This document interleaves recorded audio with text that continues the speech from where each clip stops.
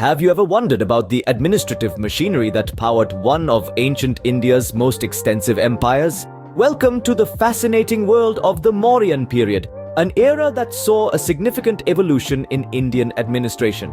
The Mauryan period, spanning from late 4th century to early 2nd century BCE, was a time of immense growth and transformation in India. It was during this period that the subcontinent witnessed the rise of one of its most powerful empires, stretching from the northern Himalayas to the southern Deccan Plateau. This empire's robust administrative structure forms the crux of our exploration today. Our journey will take us through the genesis of the Mauryan administration, its evolution under the visionary leader Ashoka the Great, a deep dive into the administrative structure, and finally the end of the Mauryan period and its enduring legacy. Hold on to your curiosity as we journey through time to unravel the administrative marvels of the Mauryan Empire. Our story begins with the rise of Chandragupta Maurya, the founder of the Mauryan Empire. This ambitious leader, born from humble beginnings, rose to power around the 4th century BCE, marking the dawn of a new era in the Indian subcontinent's history. The genesis of the Mauryan administration can be traced back to Chandragupta's sheer determination and strategic acumen, but it wasn't a solo journey. His mentor, a brilliant scholar and political strategist named Chanakya, played a vital role in shaping the young king's journey and the administration he established. Chanakya, also known as Kautilya, was the mastermind behind the Arthashastra, an ancient Indian treatise on statecraft, economic policy, and military strategy.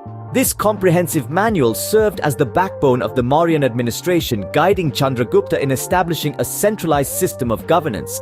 Now, what does a centralized system of administration mean? Well, it's a system where the central government holds the primary authority, controlling all aspects of administrative decision-making.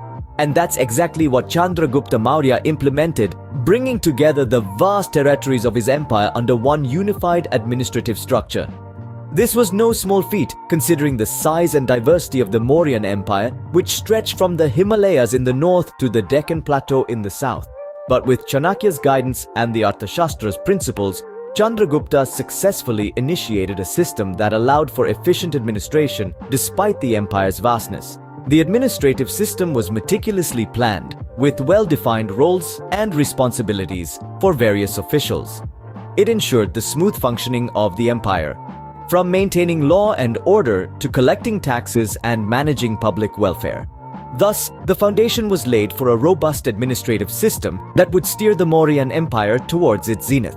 This was just the beginning, setting the stage for further evolution and refinement under the reign of Chandragupta's successors, most notably his grandson Ashoka the Great.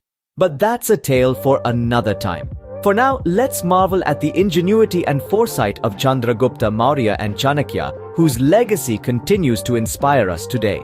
The Mauryan administration reached its pinnacle under the reign of Ashoka the Great. Now let's delve into the remarkable era marked by his rule.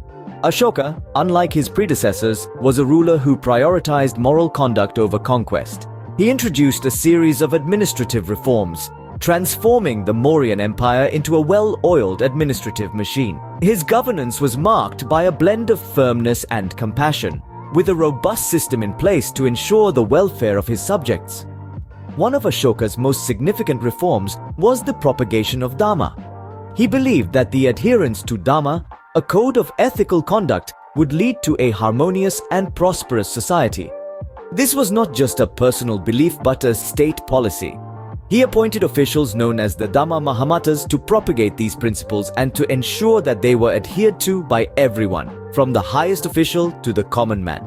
Ashoka's reign was also marked by an efficient system of governance. The vast Mauryan Empire was divided into provinces, each governed by a royal prince or a high-ranking official appointed by the king. These provinces were further divided into districts, each headed by a district officer.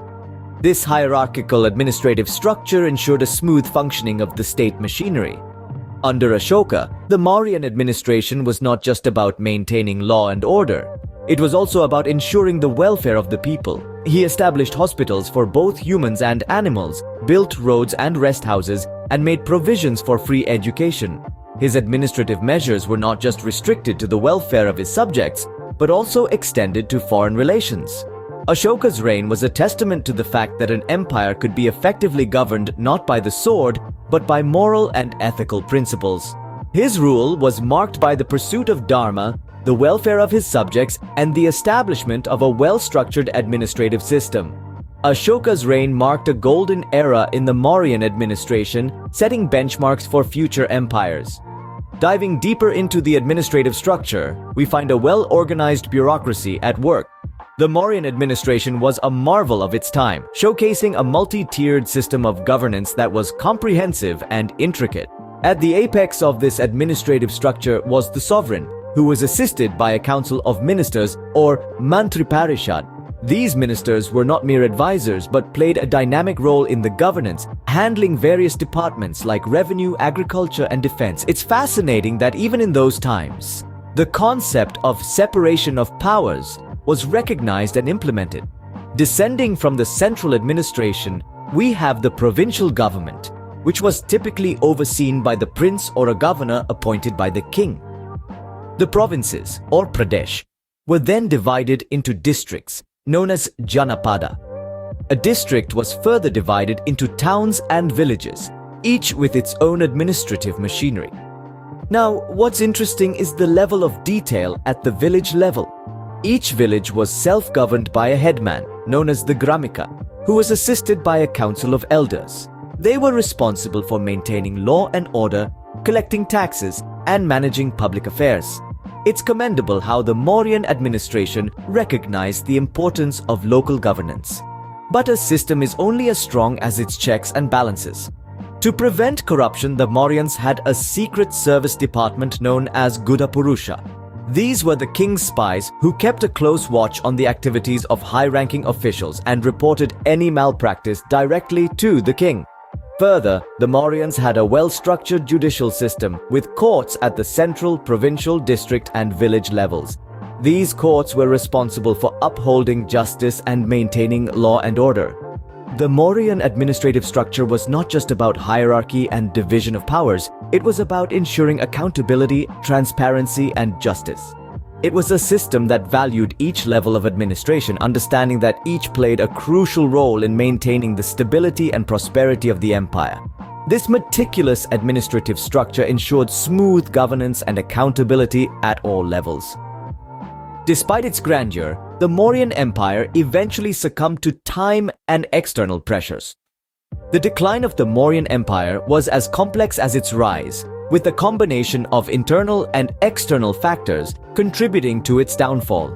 The empire had grown too large to manage effectively, and the centralized administration, which was once its strength, became a liability. The enormous cost of maintaining the army, bureaucracy, and public works led to high taxation, causing economic strain on the populace and leading to discontent. After Ashoka's death, the empire began to disintegrate as regional satrapies started asserting their independence. There were also invasions from the northwest by the Bactrian Greeks and other Central Asian tribes, which further weakened the empire. The last Mauryan ruler, Brihadrata, was assassinated by his commander-in-chief, Pushyamitra Shunga, marking the end of the Mauryan Empire and the beginning of the Shunga dynasty. But even as the empire crumbled, the administrative practices established during the Mauryan period continued to influence subsequent empires and kingdoms in India. The idea of a centralized form of government, division of power, and extensive bureaucratic framework were replicated in various forms by later dynasties. The Mauryan administration system also had a profound impact on the development of law and justice.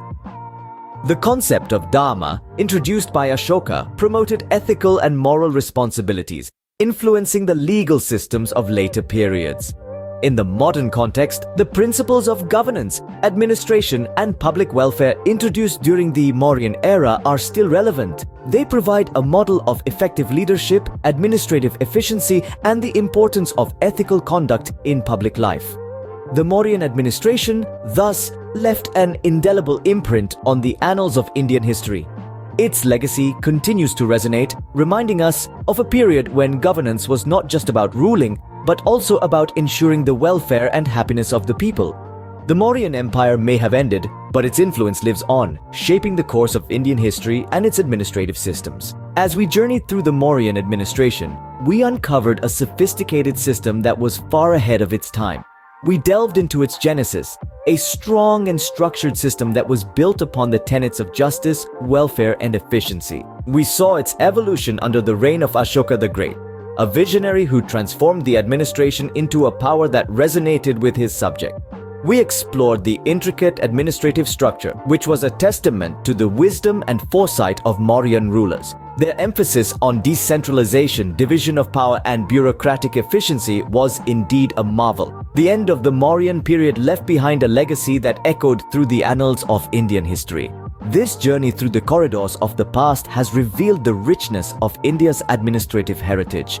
The Mauryan administration is a testament to India's rich administrative heritage, a legacy that continues to inspire and influence us today.